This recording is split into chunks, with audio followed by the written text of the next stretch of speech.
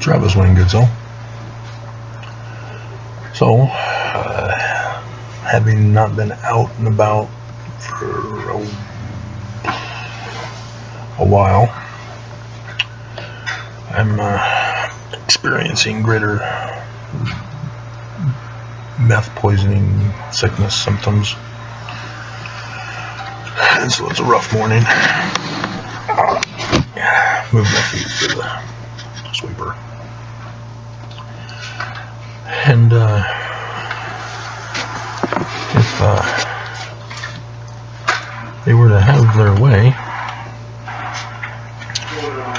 they, meaning the Church of Jesus Christ of Latter-day Saints, to murder me or to destroy me with the sickness, disease, virus, whatever, so that I'm broken. How many of you Mormons would be cheering? Seriously? You'd seriously cheer the demise of somebody who told you that Joseph Smith was a living prophet and that the Book of Mormon is true, just not literal history? Seriously? Because I expose and warn about this church, started and founded by Heber J. Grant, reincorporated from Brigham Young, you actually think that cheering for the church to hurt people is a good thing? And yeah, you guys have been brainwashed to believe that if the church is doing it, that Jesus has ordered it, and that there is some reason that you just don't know that makes it okay to violate the laws of the land, to commit crimes against other people. That's how sick and demented you guys are. You guys are supposed to love, remember?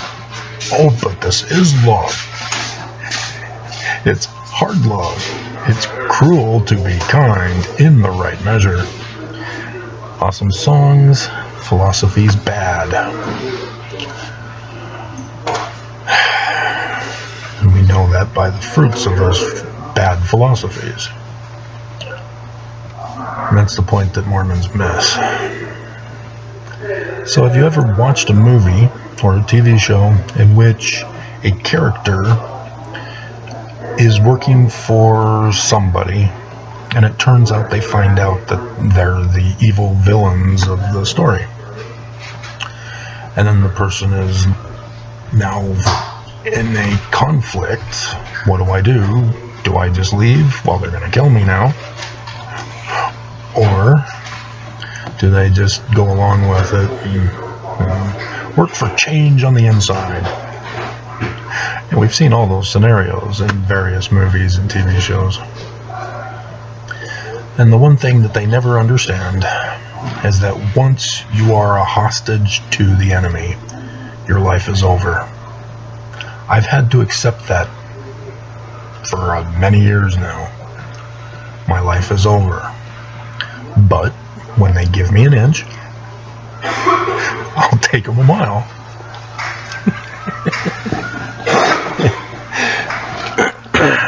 You'd think they'd learn that by now. Apparently they haven't. But,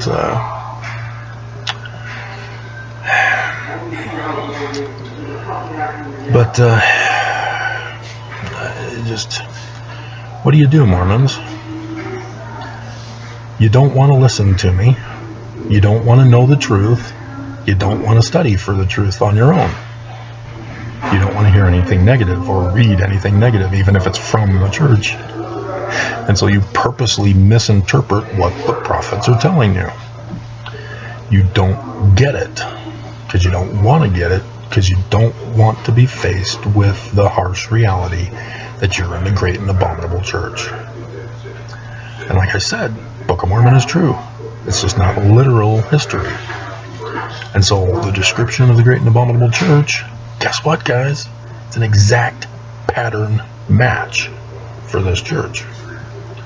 Joseph Smith knew who he was talking about. He even calls out Brigham Young. So why isn't it in our Doctrine and Covenants? Take a guess why it's not in the Doctrine and Covenants of Brigham Young. These are no-brainer things. You know, obviously Brigham Young wants to make his church sound awesome. Have some more Kool-Aid, guys. But with the penalty of death, I went through the temple as a 19-year-old boy to go on a mission. And it was back in the days of the death penalty. They still have it, because that's what this is, the knife. You guys don't understand symbolism. Because I was told that the tokens and signs had symbolic meaning, like, you know, sign language. American Sign Language, and then there's other forms of sign language. I guess they're different phonemes. That was a sign language joke. Only those who could read lips would understand and are laughing.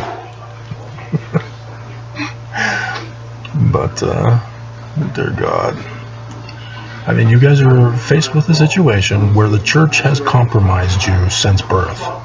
You were forced to pay tithing. You were forced to commit crimes. You're forced to defend the church with the penalty of death. And then you find out the church is false. So what do you do? What do you do? Do you stay with the church and go, oh, I just have to do this. Jesus is in charge. This is what Jesus wants.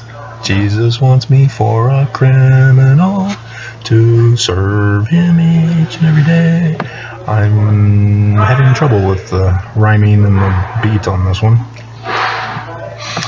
But yeah, we are held hostage. We are in bondage. Whether you want to be in that position or not, that's another issue. I get comments from many Mormons saying, I fully approve of paying the tithing. I'm fully acceptable with whatever the church tells me to do. I choose this. Yeah, okay, great. Good for you. But don't force the rest of us to. You guys don't want to acknowledge that that's Lucifer's plan of happiness, forcing people's agency. And here you are doing it to Mormons, to those who aren't even Mormon. Oh, you better join, or we'll punish you in some form or fashion. And it's more predominantly obvious here in Utah, where Mormons run businesses and are able to punish those who choose not to be Mormon. You know, like refusing to hire them. And other such things. Refusing to provide them with goods and services. Or the quality of goods and services.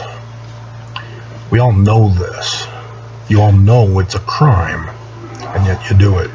I am a victim of crime. By other people. Under the orders of the church. Who had paid to do this to me. I've got the receipts. And yet the government, the police, they all turn a blind eye and allow this to happen to me. They allow it to happen to you. The whole state of Utah is corrupt. And it's ready to be burned. The field is white, all ready to be burned. Doctrine and Covenants. I was reading the Doctrine and Covenants for the first time, and I came across that and went, whoa! So, you're choosing the wrong, Mormons. When you realize this is the Church of Lucifer, you're supposed to leave. It's that simple, and you're not. You're instead choosing to be complicit in everything they do. And if you stay in and you remain silent, you're complicit. You're allowing them to do to others, even though you think you're trying to avoid being punished for things. No, they're preparing. And if they win, you will be caught up in it. You do not want to be caught up in it.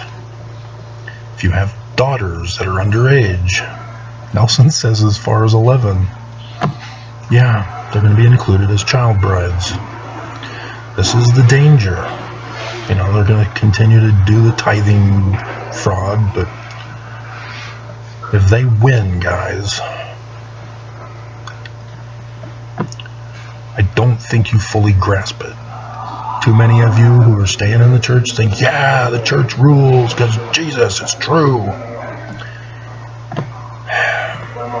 No.